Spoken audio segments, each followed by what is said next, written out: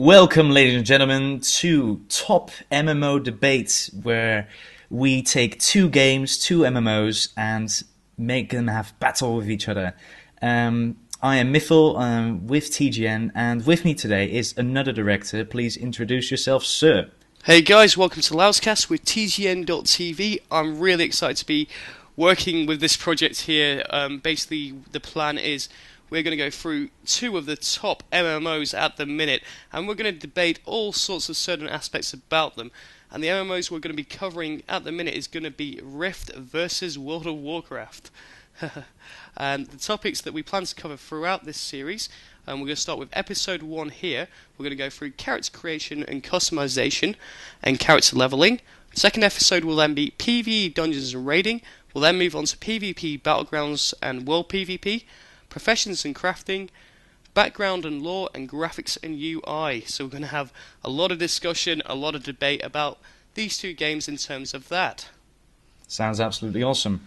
Why don't we jump in right into the battle? Rift versus World of Warcraft character creation. Yeah, I mean, I've always loved the character creation in World of Warcraft. That it's been a system that's worked. You pick your faction, alliance, or horde. You pick your race and you pick your character class. It's really simple.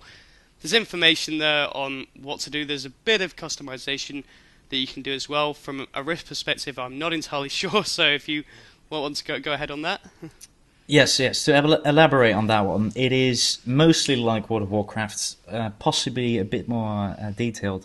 Again, you pick your faction, you pick your race, you pick one of the four archetypes you have: cleric, mage, warrior, and rogue. And then you go into your character customization. Now, obviously, having played both World of Warcraft and Rift, I can probably state that the actual customization of your character in terms of appearance, so the thing you do at the creation thing, is a lot more elaborate than World of Warcraft. It is, if you have played Oblivion, it is close to that, probably a bit less, but very much close to that. You can mess around with a lot of stuff on your character face, whatever. Okay, the issue I have with that though is, in Rift, is it not like World of Warcraft, where at the top end level everyone's going to be wearing pretty much the same gear anyway, so it's not going to really matter what your character looks like, or in terms of that, or is it a case of it's not the case in Rift? Well, obviously. Well, I mean, the character customization in terms of appearance never really appealed to me to actually go and play MMO, but it seems to be quite an important subject for other people. But no, if you actually wear a helmet over your face, obviously you can't really see all the nifty chin, second chins you've adapted to your nice little elf there. No. Okay. Yeah. I mean, in terms of character creation, I think that in terms of the negative side on WoW, this is just from my personal experience of playing the game for 5 or 6 years now. There's a lot of choice there, but the one thing that is lacking, and Blizzard have kind of admitted this, they tried to do it with the Death Knight hero class being added. There's a lack of tanking classes in the game. Is that something similar in Rift, or I mean, in WoW you've got a choice of warrior, paladin, druid, or death knight as a tanking class, and that's pretty much it. And even those classes, only one of those talent trees is for tanking. Is there a specific tanking class in Rift, or anything like that? The basic gist of it in Rift is that you have those four archetypes I've told you about before. You have the warrior, we have the cleric, we have the mage, we have the rogue. 3 of those can tank. There are, well, obviously the warrior is the main tanking spec. I believe there are 3 or 4 souls, which are your talent trees in World of Warcraft. Right. And there are 8 to 9 souls per archetype. So you can pick between these and put 3 of them into your talent trees, right? So you can pick 3 out of the 8 and put them into your talent tree. The 9th is actually a PvP specific soul, which adds a few PvP specific abilities, but that doesn't really matter right now. So the warrior has 3 or 4, I believe 3. The rogue has 1 and the cleric has 1, but the cleric and rogue actually make for pretty viable tanks, even though they only have 1 tanking soul. So yeah, basically have 3 archetypes that can tank. Every single one can DPS.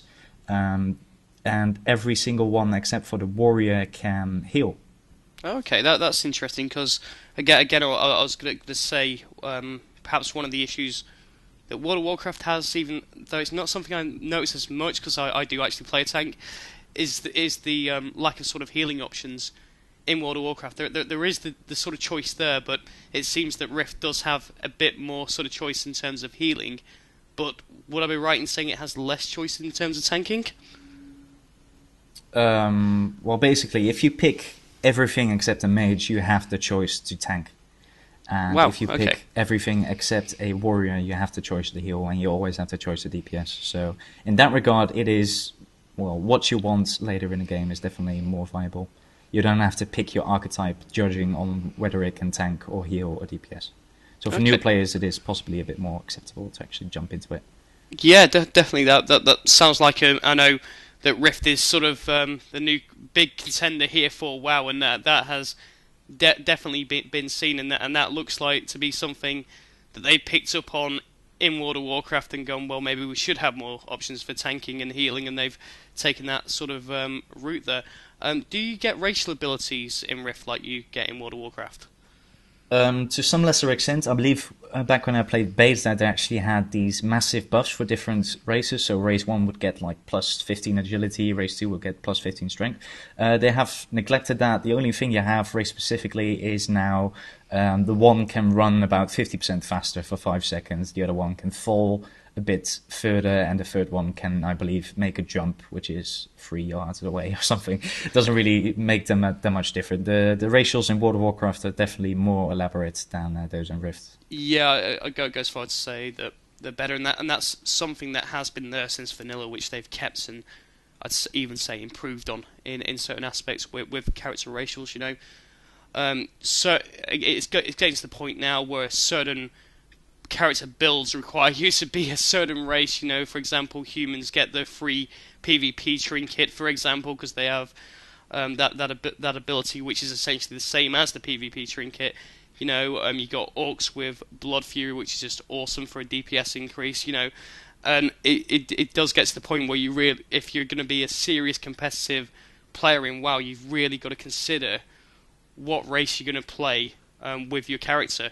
And unfortunately, unless you go looking on things like TGN World of Warcraft, MMO Champion, those sort of websites, if you're a new player to the game, you might just go, well, I like the look of the Orc, for example, and I want to play a healer, but that Blood Fury racial is going to be completely wasted upon you, I believe, because it only affects your DPS. Someone will correct me if I'm wrong there, but I'm pretty sure that it only increases your DPS. It doesn't affect healing in any sort of way.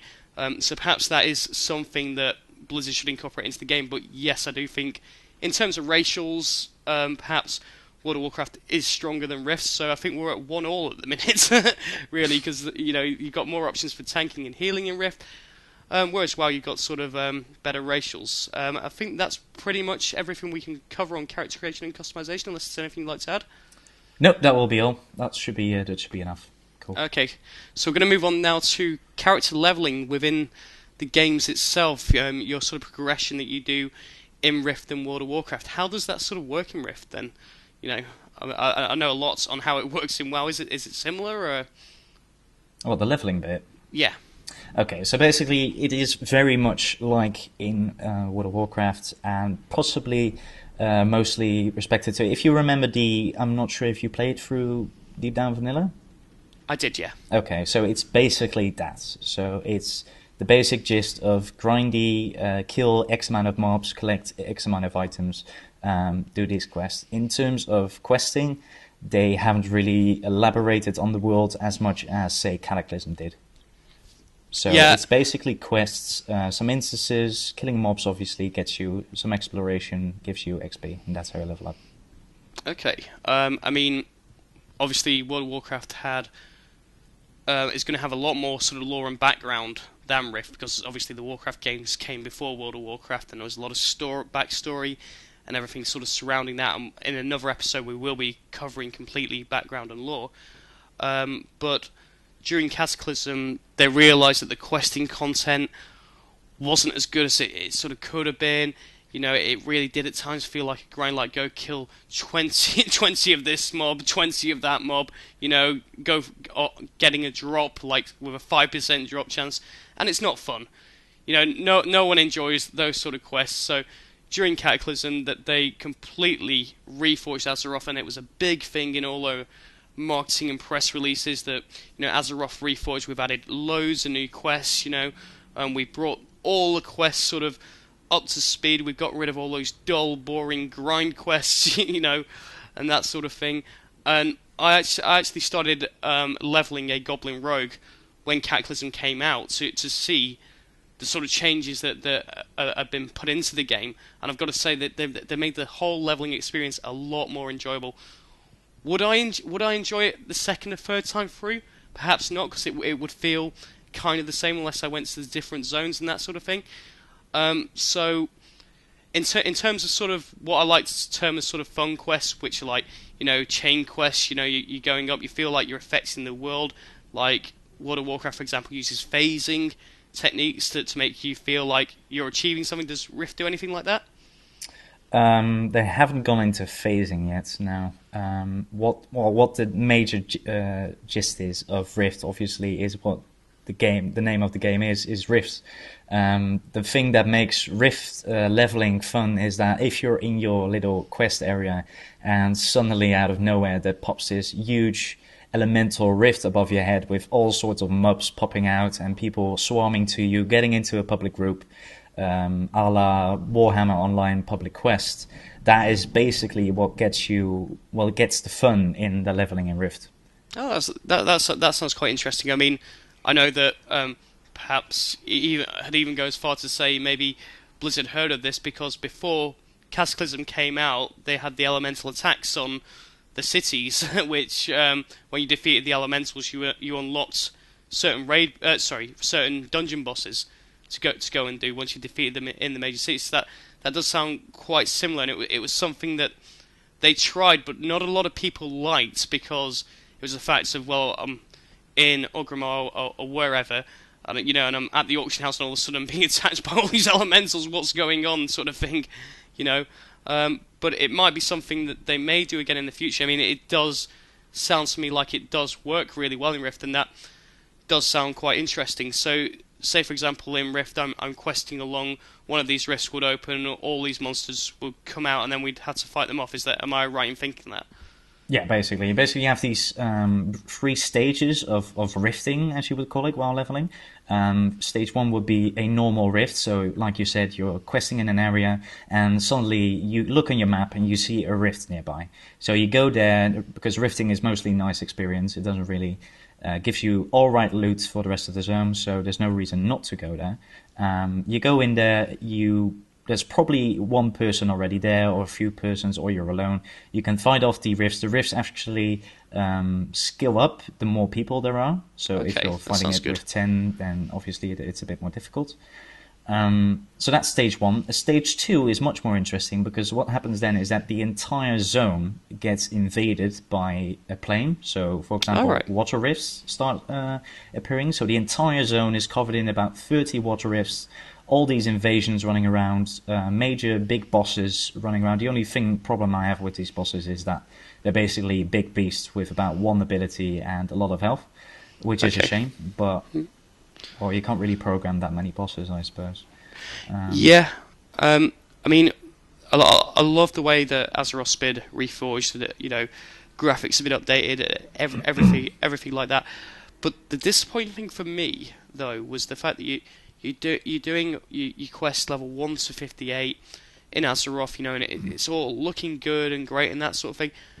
Then you go into Burning Crusades, you go into Outlands, and you just get hit by this sort of bit of nostalgia, I'd say, negative nostalgia, that, oh, this is going back to the old grind of vanilla, you know, and I felt the same in Wrath when you're questing through the zones 70 to 80 in Wrath of the Lich King as well. So it's a bit of a disappointment to have the way that they've done all these great quest chains, all this great phasing and everything, you know, and then suddenly, bang, you hit back with the old vanilla sort of style of questing. Less so in Wrath, but I notice it a lot in TBC.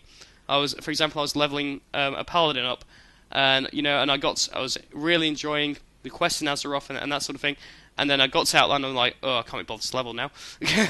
So perhaps that is something that Blizzard should look to do, I'd say, update the Outlands content to the same level that they've done Azeroth to. True. Well, it depends all on choice. I mean, if you were a company, so my question to you is, say you were Blizzard, you were the head CEO of Blizzard, and you had a choice. Either you're going to revive the entirety of Outland and Northrend, say, or you're going to do the next expansion, but at the start you're going to have 3 more raid instances. Which choice would you make? I'd take the one to do the raid instances, because I know that's what the vast majority of PvPers are going to do. Though that they're going to the problem that Blizzard has, and this is something that they've admitted, they've got 10 million people to try and keep happy. Not an easy task at all, So they are going to make decisions, and this, that, and the other, that are going to affect a certain proportion of the subscriber base, no matter what they do. And I can understand that Rift is going to have a similar sort of issue, and is going to have to deal with that once the game grows. I mean, it has already taken off really, really well, I'd say. I don't play Rift personally, but I've seen it just take off to be such a serious competitor for WoW, I'd say. It's even made a noticeable small dent in WoW subscriber base already, and I think that is something that's going to grow, and competition is good because it's going to make Blizzard look to do more, to improve WoW, to compete with it. They've never really had anything to compete with previously. There was Guild Wars, but it was nothing compared to WoW. There's various other MMOs which basically just got dubbed World of Warcraft clones, which I won't call Rift. By the way, I know that term gets thrown around a ton, but I don't see Rift as a WoW clone, and that is why it has become, I'd say, a competitor for World of Warcraft. Well, the thing is with Rift is that obviously if you've had people playing, that was my own thing here. I was playing the game for almost 6 years, with a few breaks in between, but it just didn't appeal to me as much anymore. And it's partly burnout, and the other part is the decisions Blizzard has made since I believe TBC. Still think TBC was the best raids I've ever done in my entire life. Yeah, I agree. And I had so much fun doing those. And I was a bit young, I had a bit more time back then, but I was just looking forward to the night of raiding every single minute of the day, and when I was raiding in Cataclysm shortly, I just thought, man, it didn't appeal to me as much as TBC, so I thought, well, am I having still fun in this after 5 years, and after such a burnout? It's just, wow. And, yeah. Just to wrap up the character leveling quickly, do things like heirlooms, heirloom gear exist within Rift? Because that is something that got added in World of Warcraft in Wrath of the Lich King, and made such a difference to people, because they were getting the XP boost, they had the stat boost, they could clear mobs quicker, they could level up quicker, and now obviously with the guild perks as well, you get increased XP on mobs and that sort of thing. Is that something that currently exists within Rift? Although I must say I'm not entirely sure, but I'm quite sure that it doesn't exist at this point. The only thing you have buying on account at this point are mostly vanity items, like special pets and that sort of stuff. Okay, so that's something that WoW's got that Rift hasn't got, but Rift will probably implement that in the future when they do have a lot more sort of, I don't even know, a lot more sort of high-level characters and that sort of thing for people to level alts, I'm presuming. And I think that's pretty much it on character creation and customization and character leveling for episode 1. Absolutely. Let's close this one off. Okay, well guys, thanks for watching. If you enjoyed the show, you want to see more episodes, more MMO debates, please post a positive comment. Leave your feedback. I personally read every comment everyone posts. Constructive criticism, always welcome. Thumb up this video if you liked it, and we'll see you next time. Thanks for watching, guys. See you next time, guys. See you around.